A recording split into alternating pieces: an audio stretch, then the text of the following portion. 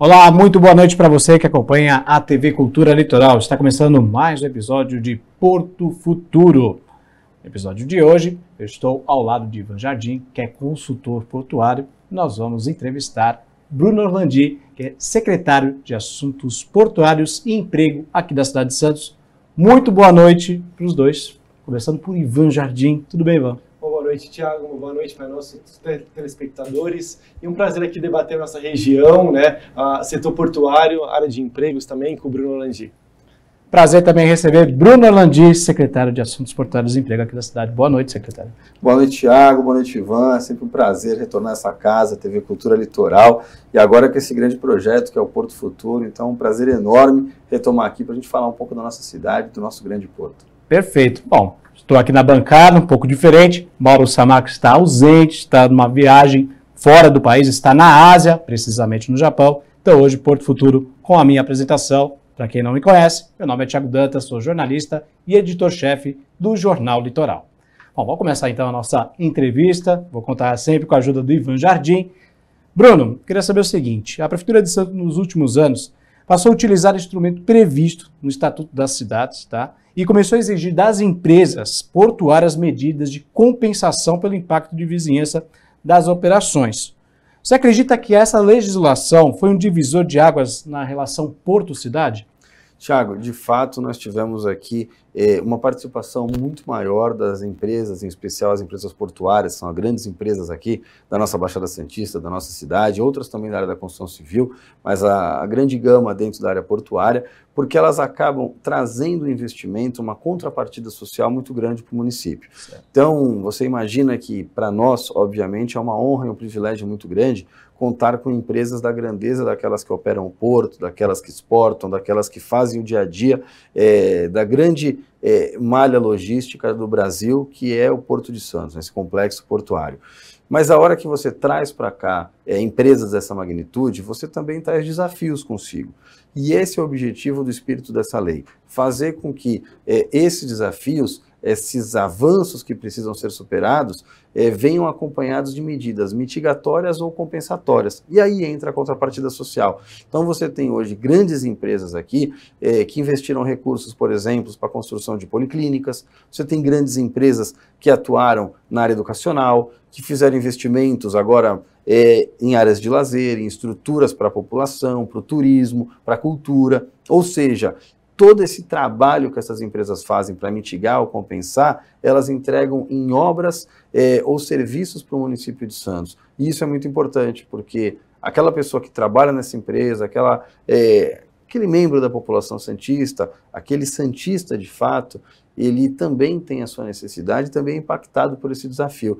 Então é uma forma de uma ação conjunta entre iniciativa pública e privada de entregar o melhor para o cidadão santista. Perfeito. Ivan Jardim, sua pergunta. Thiago, secretário, vamos lá. Essa questão da integração porto e cidade, né? Muito bem, o estudo de impacto de vizinhança vem considerando obras muito importantes. E a gente tem duas grandes obras, o anseio da população, né, da região. A gente fala primeiro do túnel Santos-Guarujá, né? E depois dessa obra que vai vencer a Serra do Mar, essa terceira faixa. Vamos primeiro focar uma questão da nossa integração com a cidade. Como é que você vê isso lá do emprego? Qual o potencial que essas duas grandes obras podem trazer para a nossa cidade na questão de emprego? E se a cidade está preparada, porque são obras grandes que também atraem uma grande quantidade de trabalhadores para a nossa região. E aí vai precisar de uma infraestrutura para atendê-los. Como é que a gente vê isso na parte de emprego? Olha, belíssima colocação, Ivan. De fato, isso vem trazer um crescimento maior ainda para a cidade. Nós sabemos que o porto ele tem crescido muito, bate recordes e o emprego tem que acompanhar. E o emprego muitas vezes qualificado, uma mão de obra que é necessária, mas outras vezes também uma mão de obra de massa, onde você tem, por exemplo, a construção civil que alavanca demais e é importante gerar comida na mesa das pessoas, é dignidade. Então, quando nós falamos de obra de todo tipo, em especial do túnel Santos Guarujá, que vai envolver a mão de obra de trabalhadores da Baixada Santista inteira, desde aquela função mais humilde, onde não precisa de tanta formação, até outras mais complexas, como fazer um túnel submerso, isso vai impactar diretamente no nosso emprego. E a gente tem tentado fazer um trabalho, e tem conseguido bastante êxito nisso, em concentrar essas vagas dentro do centro público de emprego, para que chegue mais fácil à população, para que a gente possa democratizar esse acesso. Nós temos diuturnamente publicados no Instagram, no meu pessoal, inclusive, Bruno Galotti Orlandi, quem quiser, inclusive, pode seguir, fica à vontade. No Emprega Santos, Emprega Underline Santos, também é um instrumento que a gente utiliza na secretaria, nos veículos de comunicação da cidade de maneira geral, onde a gente coloca as vagas que chegam para a Prefeitura de Santos. O cidadão vai até lá, ele faz a sua inscrição, cumpre os requisitos, a gente encaminha para a empresa. E aí, obviamente, a empresa faz a sua seleção. Então é importante que a gente possa ter instrumentos como esse de investimento na cidade, como o túnel Santos Guarujá, como uma nova entrada, como uma terceira pista, tantos outros que a gente precisa avançar, mas que as vagas fiquem aqui, na cidade de Santos, na Baixada Santista, para que o cidadão da Baixada, o cidadão de Santos, ele possa de fato ser contemplado e o recurso fique aqui, para que a gente invista em mais educação, dando mais oportunidade para os nossos filhos, em saúde, em segurança, ou seja, é investimento para cá, mais dignidade para o cidadão. Secretário, Bruno falou de emprego, e é claro que o setor portuário hoje emprega bastante, não como antes, afinal de contas a tecnologia avançou, mas esse pessoal também precisa de qualificação. Como qualificar esse pessoal? Vamos lá.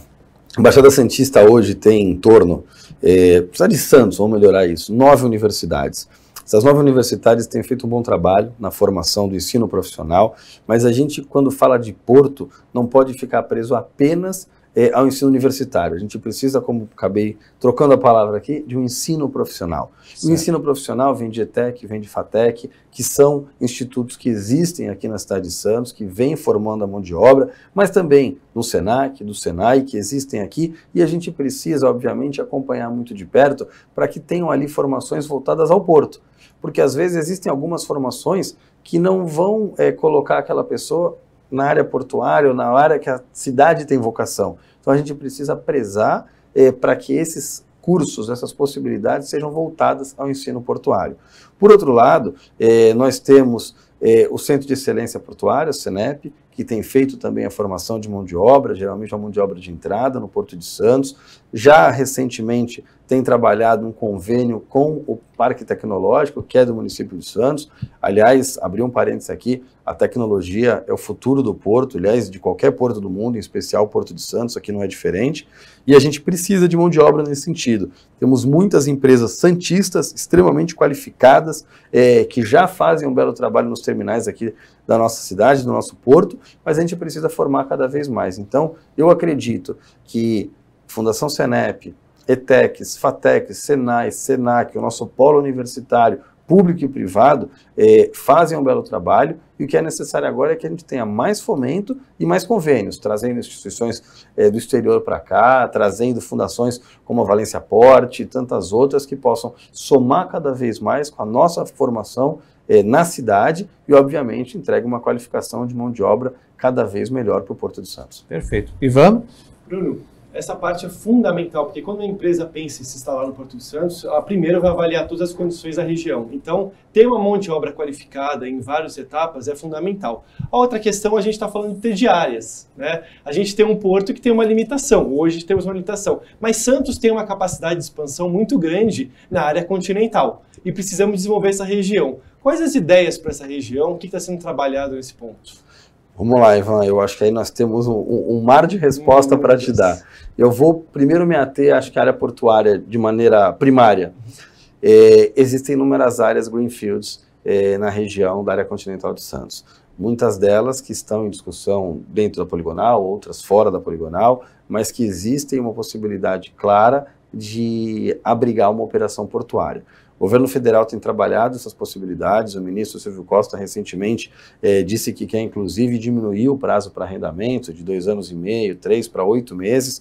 É um trabalho hercúleo, mas ele tem um time muito forte junto com ele. Mariana Pescatória, agora secretária nacional, tem condições de desenvolver esse trabalho de carreira, muito bem levado até lá também. Enfim, é um trabalho que pode ser feito. E aí, essas áreas greenfield fariam a diferença na área de expansão do porto. Agora, um pouco mais atrás, é importantíssimo que a gente possa trazer para a mesa a discussão sobre a porto-indústria. Por quê? Nós sabemos que os maiores portos do mundo se desenvolveram através da proximidade da indústria com o porto, por 2 motivos principais. O primeiro deles é o custo logístico. É muito mais fácil, muito mais barato você trazer um material que está do seu lado para dentro do porto do que trazer de 300, 400, 500 quilômetros de distância. Ali vai incidir o custo rodoviário, que obviamente tem o óleo, tem o motorista, tem o desgaste do pneu, do caminhão, enfim, todo o impacto, pedágio, que vai trazer custo e vai ser colocado nessa mercadoria. Por outro lado, quando você tem uma indústria muito próxima ao porto, você consegue diminuir esse custo praticamente a zero. Em especial a área continental de Santos, que já conta com 2 terminais, falando de containers aqui, como a Santos Brasil e a DP World, que fazem muito bem esse trabalho, ou seja, poderiam escoar por ali o seu material. E é importante destacar que o Brasil hoje ele se consolida, por exemplo, como o maior exportador de café do mundo, né? Nós temos aqui uma exportação significativa de grão, mas esse mesmo café vai daqui para a Alemanha, é transformado em cápsula e volta para o mundo inteiro, inclusive para o Brasil. Só que num preço muito maior, 4, 5 vezes o valor do grão. Ou seja, a gente está exportando por um preço e pagando de volta por 4, 5 vezes mais, porque a gente não tem industrialização de uma cápsula. Será que é tão difícil? Será que a gente não pode colocar isso, por exemplo, na área continental de Santos? Não faz o menor sentido a Alemanha faturar, em números absolutos tem a diferença, mas muito próximo do faturamento da exportação do café brasileiro, uma quantidade muito maior, e a Alemanha é uma quantidade muito menor, mas em termos de valores muito próximos, porque é um valor agregado, é um produto industrializado. Então a gente precisa aproveitar a área continental de Santos, que é vocacionada para o porto, que está ao lado do porto, para fazer, obviamente, o Porto Indústria. E aí, se me permite, não sei se tenho tempo ainda nesse bloco, alguns segundos. Permite, então, eu trago para o próximo bloco a ideia da ZPE, a Zona de Processamento e Exportação. Perfeito. Bom, como vocês puderam observar, temos que fazer um intervalo comercial. O Porto Futuro volta em instantes. Até já.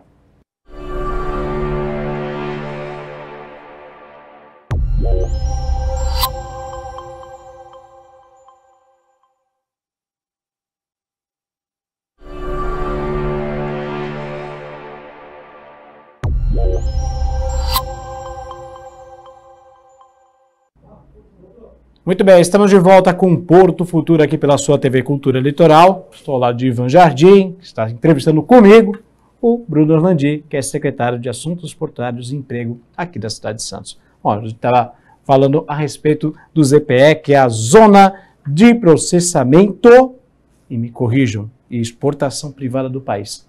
Estou correto? É o ZPE. Isso. Queria que o senhor prosseguisse a respeito disso aí. Você estava falando, inclusive, da área continental de Santos, poderia ser explorada com isso. Exatamente. Por quê?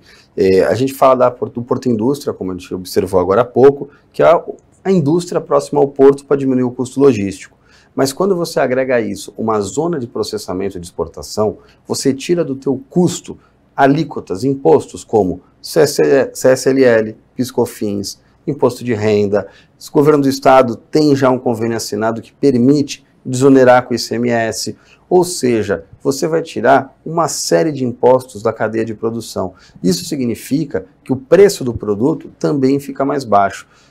Lugares como a China, aliás, para ter um exemplo mais claro, no mundo hoje nós temos mais de 5 mil ZPEs. Certo. A China tem 10 dos 10 maiores portos do mundo, a China tem 7. A China sozinha tem mais de 2.500 EPS. Não é sugestivo. Não é à toa que os produtos deles estão espalhados por todo o planeta. Não, e não é demais dizer que o grande crescimento da China veio por conta de zona especial de economia, ou seja, o que a gente chama de ZPE aqui. São investimentos que você faz criando e facilitando a concorrência internacional. Hoje, os grandes países, eles trabalham com uma cadeia industrial para exportar. porque é muito mais tranquilo, é muito mais fácil. A competição é internacional, não dá para você pensar apenas em abastecer o seu mercado interno. Com isso, você consegue investimento e trazer recurso para o nosso Porto de Santos. Ou seja, você aproveita a área continental para um porto indústria, instala ali uma ZPE, ou seja, diminui o custo de logística, diminui o custo de imposto, traz o seu produto talvez com 50% mais barato do que você teria em condições normais, voltado exclusivamente para exportação. Ou seja, aquele produto vai ser competitivo no exterior. A gente consegue ter, dentro aqui da Baixada Santista, um polo que faz o complexo portuário competir. E aí, eu preciso aqui fazer uma vírgula. O nosso Porto de Santos, a gente falou de empregabilidade agora há pouco, ele tem crescido muito por conta da tecnologia. O que é importante é fundamental para que ele possa ser um porto competitivo. Mas, por outro lado, isso diminui a mão de obra. A gente paga ter menos empregos aqui. A gente precisa compensar essa falta de emprego em algum lugar. E onde é isso? É na indústria. Por isso que essa relação porto-indústria é importantíssima. Eu crio mais emprego. E quando eu comparo uma indústria de exportação, eu emprego 4 vezes mais do que na indústria convencional. E com empregos mais qualificados. Ou seja, a gente fecha toda uma cadeia. A gente cria emprego qualificado e a gente cria mais emprego. Ou seja, eu tenho condições de fazer não só o Porto de Santos crescer, mas como trabalhar a reindustrialização do Estado e entregar muito mais do produto interno bruto do Brasil. Ivan, me permita, não querendo ser fominha, eu preciso fazer mais uma intervenção. A área continental é uma área de Mata Atlântica, né? Existem barreiras ambientais, claro, se for colocar o ZPE ali. Como trabalhar em relação a isso? Tiago, a gente já tem feito um estudo em cima disso, buscando informações a respeito de onde pode e onde não pode. Como é que se traduz isso? Uma nova lei de desocupação de solo da área continental, respeitando as questões ambientais, obviamente, trazendo indústrias com baixo impacto ambiental e alto valor agregado. Eu estou falando de indústrias, por exemplo, como a cápsula do café, eventualmente com uma montadora de carros, outras para embalar açúcar. Nós temos empresas da nossa região aqui que elas fazem a exportação do açúcar, que não é delas, né? Elas têm um terminal e fazem a exportação, mas elas têm empresa para embalar esse açúcar, do mesmo dono, num outro CNPJ, só que está fora de Santos, porque aqui não vale a pena o custo. Se você criar uma ZPE, ela vem para cá. Quantos empregos não são gerados?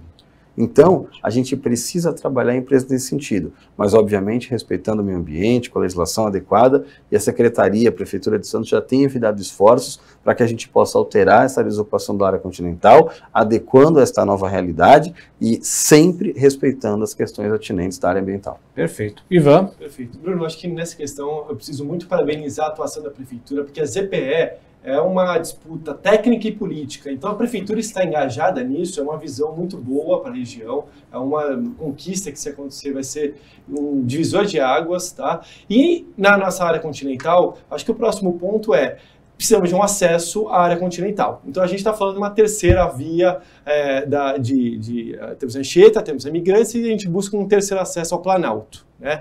E esse terceiro acesso ao Planalto, ao Rodoanel, seria na área continental. A gente vê a Prefeitura atuando muito nessa questão. E o governo do Estado, que seria o executor, como é que está vendo isso? Como é que está a interação? A gente tem uma parceria vindo do lado de cá também ou não?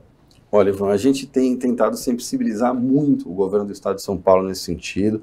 Me parece que estão nos ouvindo, mas é importante demais frisar o que você colocou. Não é exagero dizer que o principal desafio do Porto de Santos é o acesso terrestre. Verdade. Então percebam que nós estamos falando de porto, ele está falando de água, mas o nosso maior desafio é o acesso terrestre.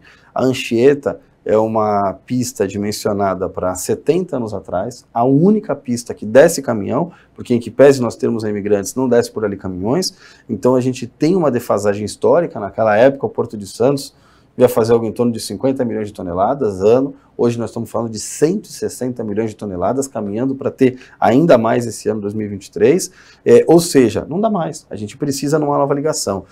Sabemos que existem alguns estudos para uma nova faixa, uma nova pista da Imigrantes, seria uma duplicação, talvez a estrada de serviço, acho que ainda tem discutido bastante isso. O avanço dela seria talvez por utilizar a estrada de serviço algum licenciamento ambiental, mas teríamos aqui talvez a chegada no mesmo ponto, o que é uma preocupação que tem que ser analisada. Por outro lado, um estudo também significativo para fazer uma ligação do Planalto com a Baixada direto para a área continental. e um avanço tremendo, uma nova ligação, uma estrutura diferenciada, ligando de fato essas novas indústrias que a gente quer trabalhar, a ZPE, ligando por um outro lado, ou seja, descongestionando essa entrada de porto. Então, é de fato um avanço. Na minha visão, a gente precisaria ter as duas. Agora, qual é a minha preocupação? Nós já estamos defasados.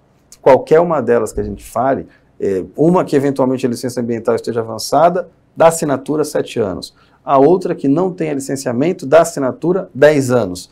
Ou seja, se está defasado hoje, calcula daqui a 10 anos. Verdade. Então esse é um assunto que é para ontem. Nós precisamos resolver, o governo do estado tem que ser sensível e a terceira pista precisa ser autorizada para já. Um questionamento rápido, só a gente fala da terceira pista, né? Só que a cidade de Santos só tem um acesso, que é a Anchieta. Exato. E nós não temos o acesso a imigrantes. O túnel do Maciço, essa obra, é uma possibilidade, ele teve incluso dentro do programa de desestatização, a gente não terá mais ele, e hoje ele não tem um direcionamento. Mas esse acesso a imigrantes via Anchieta, túnel do Maciço, é trabalhado por vocês? É trabalhado sim, foi um bom ponto, Ivan. De fato, os recursos estavam previstos com a desestatização do Porto de Santos, não ocorreu a desestatização e aí ficou-se órfão, né? Da onde vem o recurso dessa importante obra? O prefeito Rogério Santos tem feito um trabalho para buscar esse recurso no governo do estado, no governo federal, tentando trazer para cá e sensibilizando as autoridades da importância disso, porque de fato você divide a entrada de Santos, você divide o fluxo que vem para cá e você acaba fazendo ali por trás, saindo na Carvalho de Mendonça, Canal 1, Canal 2, você tem uma nova entrada que possibilita de fato a divisão ali desse fluxo de veículos. Então nós temos buscado esse recurso, a verba ainda não está carimbada, mas o governo tem trabalhado muito para buscar esse recurso e de fato iniciar essas obras do túnel do Maciço. Falando em obras, na semana passada a Autoridade Portuária de Santos informou que o governo do estado e o governo federal devem assinar, né, um compromisso para a construção em conjunto do túnel ligando Santos-Guarujá. Como é que o senhor avalia isso? Importantíssimo, é uma obra secular, né? Nós temos aí quase 100 anos da primeira notícia, onde nós teríamos aqui o túnel Santos-Guarujá. É um projeto que não trabalha só a mobilidade urbana, em que pese vai melhorar muito. O santista sonha acessar o Guarujá e o Guarujá acessar a cidade de Santos há muitos anos, através de uma ligação seca. No mundo isso não é novidade, inúmeros países têm esse tipo de ligação. Hoje você vai de Londres a Paris, com quilômetros e quilômetros de distância, 20 minutos por baixo d'água, e você almoça em Londres e, sei lá, janta em Paris, ou toma café da manhã, enfim, é uma realidade diferenciada. Aqui são 850 metros de túnel submerso. É uma obra completamente plausível e que precisa ser realizada. Por outro lado, além da mobilidade urbana, vai trazer mais eficiência. Por dia, trafegam entre uma margem e outra mais de 80 mil pessoas, seja através de catraia, seja através de balsas, de estruturas de transferência de passageiros ou de carga. Quando a gente tem ali um túnel, a gente traz esse tráfego para dentro do túnel, ou seja, o canal de acesso ao Porto de Santos, ele fica praticamente exclusivo aos navios que aqui chegam, seja turismo, seja de carga. Ou seja, você tem menos risco, você tem menos desafios, e é importante a gente lembrar, os últimos acidentes com embarcação na cidade, aqui no nosso porto, foram entre navios e balsa. Verdade. Quando a gente tem um túnel, o fluxo dessas balsas é muito menor. A chegada do navio tem muito menos desafio. E isso, obviamente, impacta na eficiência do Porto de Santos. Então, é uma obra muito anunciada. A gente tem notícia de que no início do próximo mês deve ser anunciada entre o presidente e o governador Tarcísio. E a gente espera que tão logo isso se torne realidade, porque é uma conquista esperada, senhora, talvez desde o início do século, para todos nós santistas. Ivan? Secretaria, uma obra desse tamanho, né, para o pessoal da região, tanto de Santos e Guarujá, assusta. A gente vai ter desapropriações? Vamos lá. O trabalho que a Prefeitura de Santos tem feito é para que não ocorram desapropriações. Existia um trajeto anteriormente, o governo do estado de São Paulo tinha feito, sabe, anos atrás, onde ali sim eram previstas muitas desapropriações. Nós participamos de uma comissão na Autoridade Portuária, e ali estava a Autoridade Portuária, Marinha do Brasil, Prefeitura de Santos, Prefeitura do Guarujá, OAB Santos, entre tantos outros partícipes, e dali surgiu um trajeto homologado por todos nós e pelo governo federal, pelo ministro de Portos e Aeroportos, onde na área de Santos não há nenhuma desapropriação. Ou seja, um trajeto adequado ao nosso município que faz a entrega e você consegue, de fato, não trazer nenhum tipo de transtorno ao município santista. A gente espera que o trajeto que seja anunciado entre o governo federal e o governo estadual seja esse homologado, e temos batalhado muito nesse sentido. Ou seja, para que se faça o túnel Santos Guarujá, mas com o trajeto definido por essa comissão, ou seja, sem nenhuma desapropriação. É importante também salientar, né, que no começo, né, do governo Lula, saída do Bolsonaro, o ex-ministro Márcio França e o governador de São Paulo, Tarcísio de Freitas, criaram uma pequena rusga em relação à construção do túnel, mas agora parece que a coisa está mais apaziguada, né? Eu acredito que esteja alinhado, sim, inclusive com a perspectiva de ter uma remoção, uma comunidade ali da região, sim, com habitações inadequadas, onde haverá e aí eu estou falando da margem esquerda já, isso, onde lá existe um forte investimento para habitacional, que se possa utilizar toda aquela estrutura para a vocação natural de um cais, que é o porto, ou seja, trazendo mais investimentos, trazendo mais desenvolvimento econômico e garantindo dignidade às pessoas que estão no local. Perfeito. Pessoal, temos que fazer mais um intervalo. O Porto Futuro volta em instantes. Até já.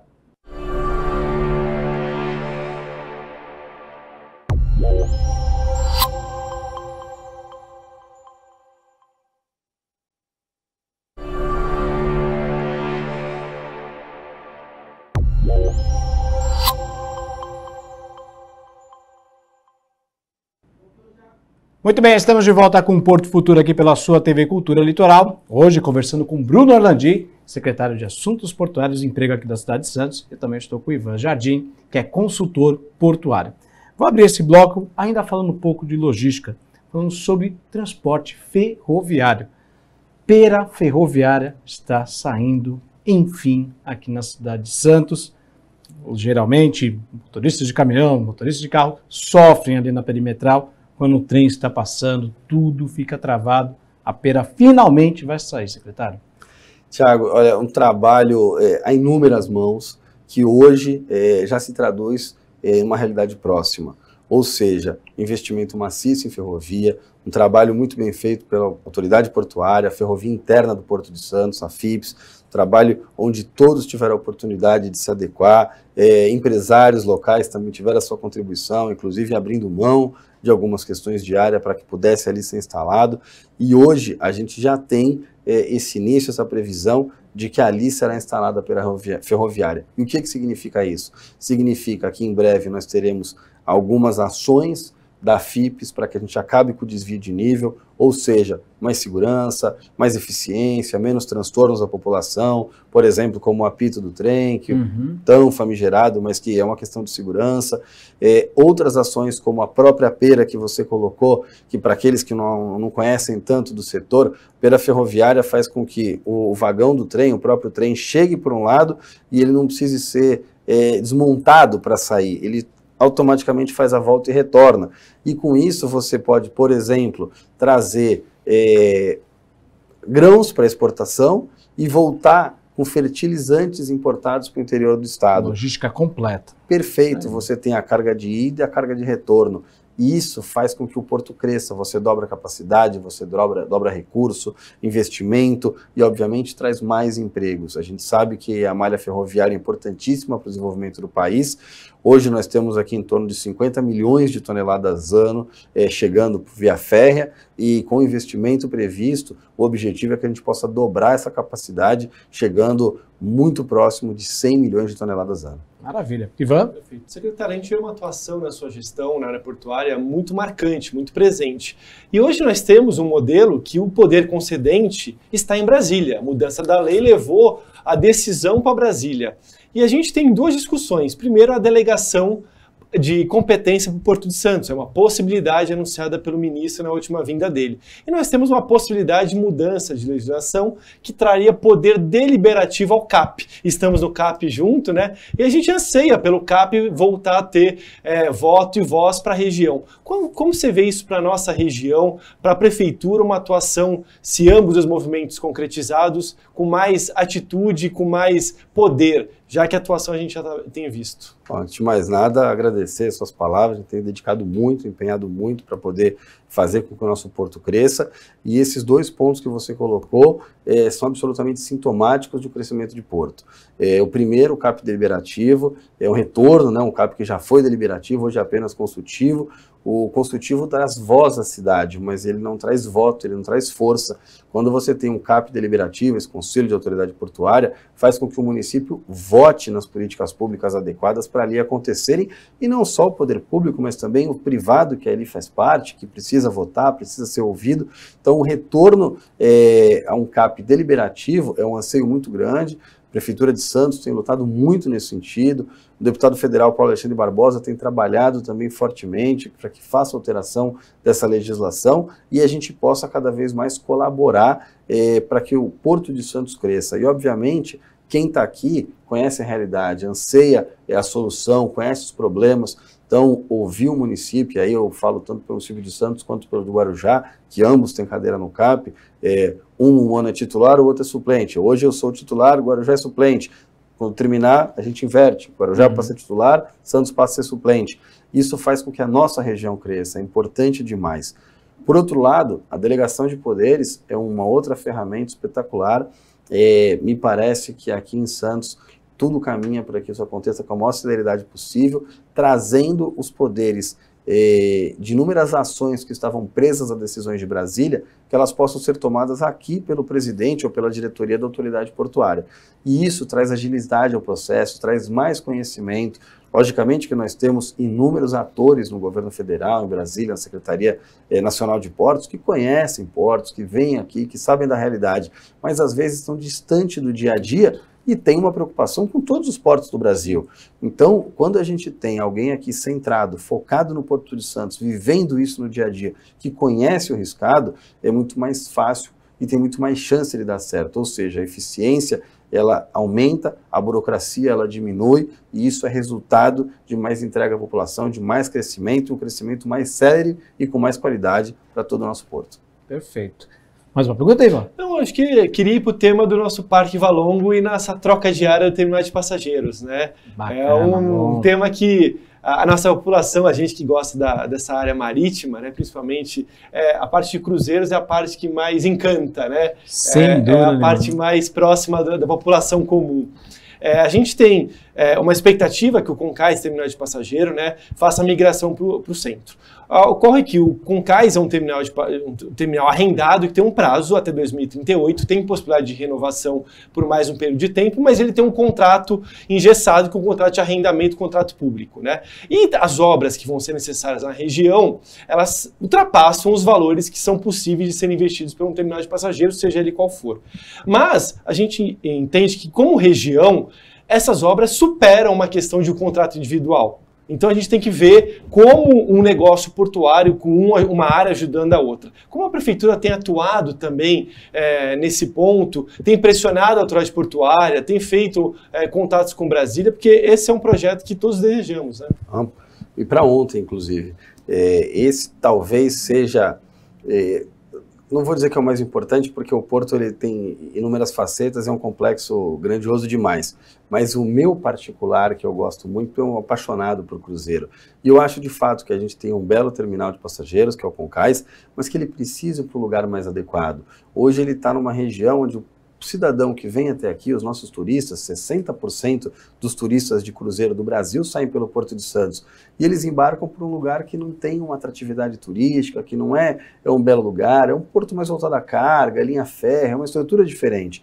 Então a gente precisa fazer essa alteração de local, que o terminal de passageiros, de fato, vá para a região do Valongo, próximo ao Museu Pelé, à Secretaria de Turismo, ao novo Parque Valongo, que já está em obras, está sendo construído investimento aí de aproximadamente 40 milhões, para que a gente possa ter restaurantes, bares, uma estrutura de turismo, de lazer, de cultura, onde o cidadão santista possa ir até lá, mas o turista também, onde o pai vai levar o filho, o vô vai levar o neto para ter acesso à linha d'água, mostrar onde ele trabalhou no porto. Então é importante que a gente possa ter todos os investimentos necessários para que o Parque Valongo aconteça, e isso tem sido colocado, os investimentos já estão garantidos, fruto daquela pergunta que você me fez no início, da contrapartida social da empresa. Aliás, Thiago que me fez a pergunta, Foi daquela contrapartida de uma grande empresa multinacional que está em obra se instalando no Porto de Santos, uma ampliação, fez com que o Parque Valongo nascesse.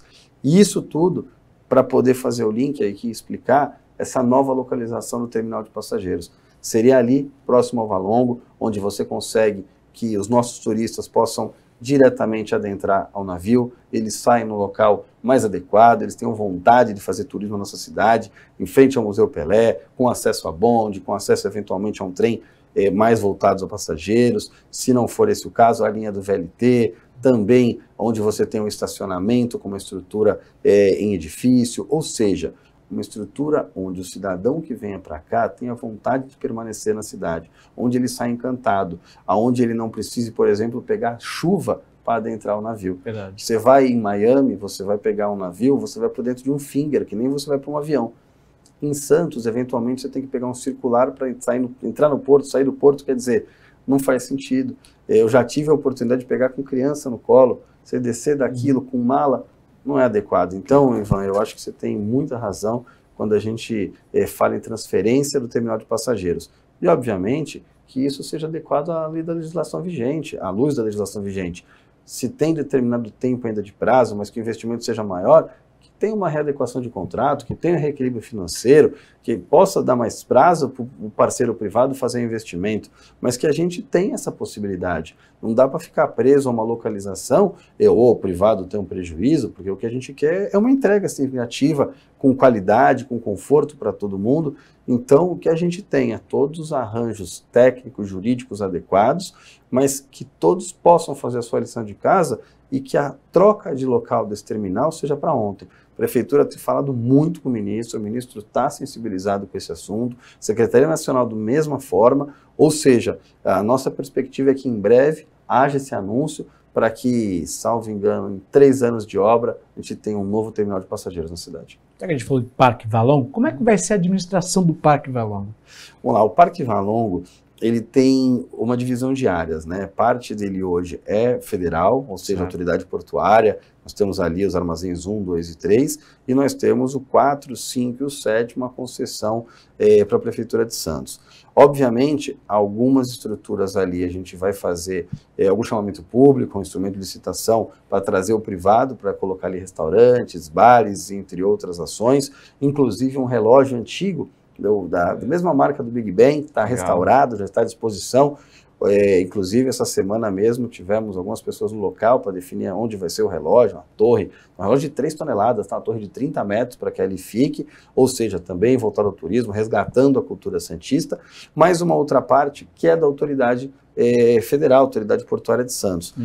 Hoje nós temos uma grande comissão sendo conversada para que essas partes entrem, né, sempre em acordo. Olha, tem que ter segurança, tem que ter estrutura, a saída, um boulevard de acesso que já está pactuado, ou seja, para que você possa chegar com conforto e segurança a outro lado, e sendo sempre uma ação conjunta, onde você possa dividir as responsabilidades, mas também buscando sempre o bem comum. Não adianta, por exemplo, nós termos 2 chamamentos públicos e ganhar, de repente, 2 grandes restaurantes âncoras se não comportar. Verdade. Você tem que ter um restaurante âncora, você tem que ter uma lanchonete boa, você tem que ter um café, onde as pessoas também possam comprar uma água, ou seja, uma estrutura que se adeque como um todo.